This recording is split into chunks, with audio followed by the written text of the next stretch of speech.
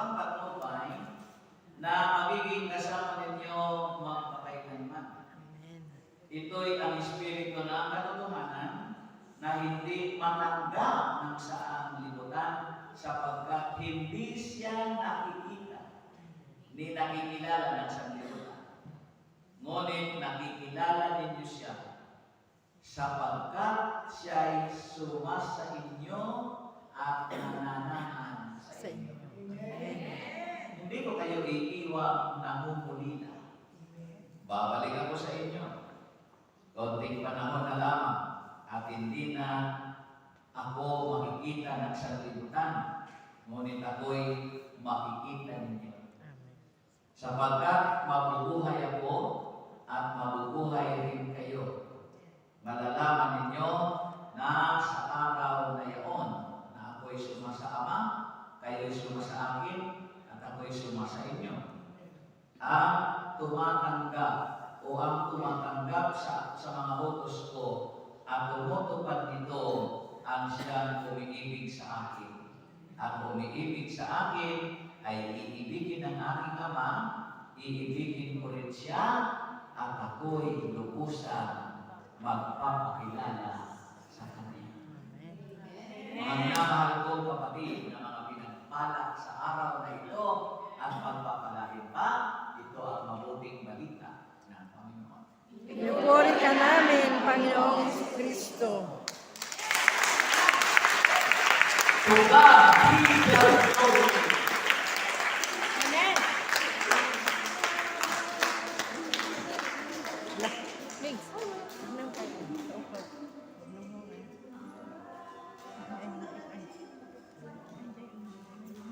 Wag po yun. Yelo po yan, yelo.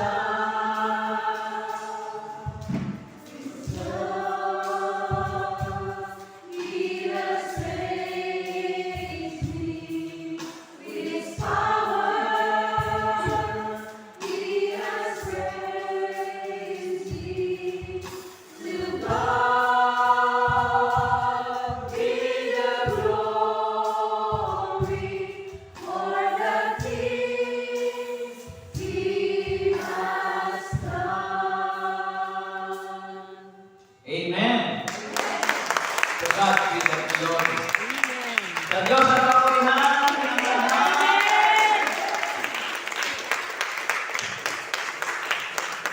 Okay, so give me 20 minutes. You may be seated. Brothers and sisters, give me 10 minutes. 10 minutes and 1 hour. Okay? We're going to talk about do you believe that blessing and rewards, there is blessing, there is rewards behind obedience. Mayroong pagpapala at may gantimpala sa likod ng pagsunod. Amen. Amen? Amen. Kung iniibig natin si Jesus, ang sabi niya, you will obey my commandments. Pagpapala at gantimpala sa likod ng pagtalima. Sabayan niyo yung palakpak na. Blessing and rewards behind obedience. Obedience is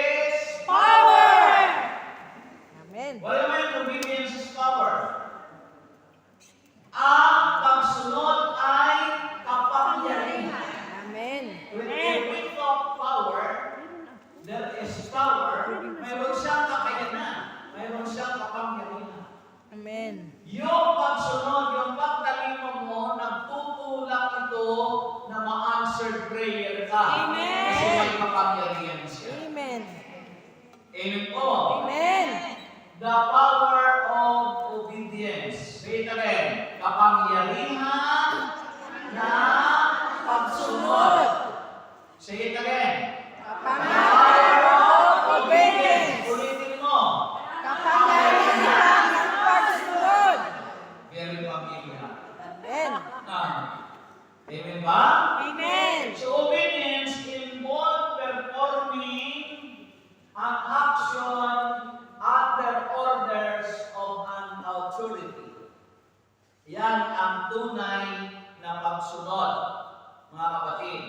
Na ginagawa mo, may action ka, hindi lang you say amen, but mayroon kang action under the orders of an authority. Amen. Action sa ilalim ng mga utos ng isang may kapangyarihan, may karapatan sa utos. In 1 Samuel chapter 15 verse 22, sinabi ni Samuel, Akala mo ba'y higit na magugustuhan ni Yahweh ang handog at hain kaysa ang pagsunod sa Kanya? Mas mabuti ang pagsunod kay Yahweh kaysa paghahandog, at ang pakikinig ay higit sa hating taba ng tupa. obedience is better than Sacrifice. Amen po. Amen po Amen. ba? Amen. Kung marunong kang maghandog, good. Not bad. Pero kung hindi ka marunong sumunod, walang kabuluhan ang iyong alay o handog. Amen. It's better na wala kang handog, pero marunong kang sumunod. Kanya lang, partner yung dalawa mo. Dahil kung marunong kang sumunod, aalamin mo kung ano yung dapat mong sundin. Ang pag-aalay, ang paghahandog, ay hindi lang po siya recommendation na gawin. Ang paghahandog, ang pag-aalay, ang pagbibigay ng panahon, ng oras, ng material na bagay ay nakapaloob sa utos. Amen. Amen. Amen. Amen. As the Bible tells us that give, the word magbigay, is that an utos or suggestion? Magbigay ka. Sinabi bang, pwede ka bang magbigay? You give. And the promise, it will come back to you. Magbigay ka, babalik ito sa iyo. A good vision. Tamang sukat. Walang lapis, walang kulang. Good vision, press down together. And running over. Magbigay ka. Yung utos. Amen po? Amen.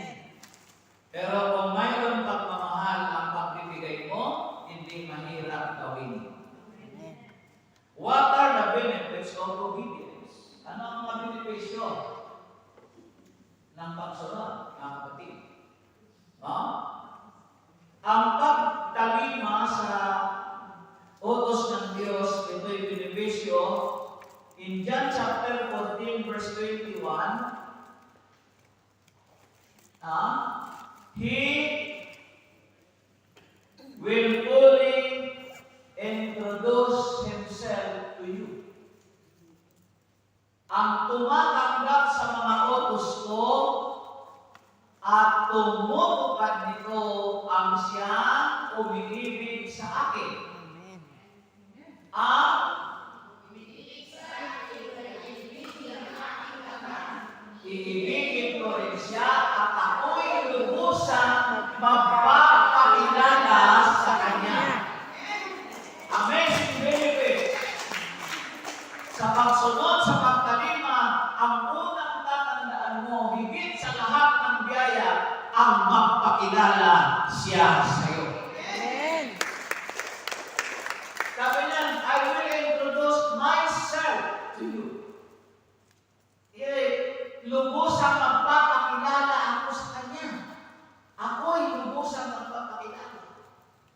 At sa aming paglilingkod, no, kapatid, wala pang taong nakakilala kay Kristo na hindi umunlad ang buhay. Amen.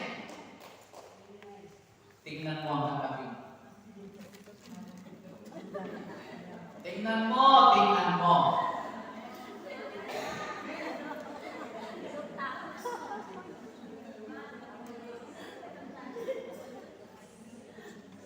Ang lahat ng nakakilala sa Panginoon, umunlad ang buhay. Amen.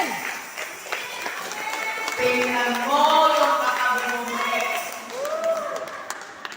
Kung hindi mo kang maunlad yan, hindi pa yan nakakilala ng Lord si Jesus. Dito lang tayo makakakita sa prayer partner. Puspos, lipos na ang problema, masaya pa.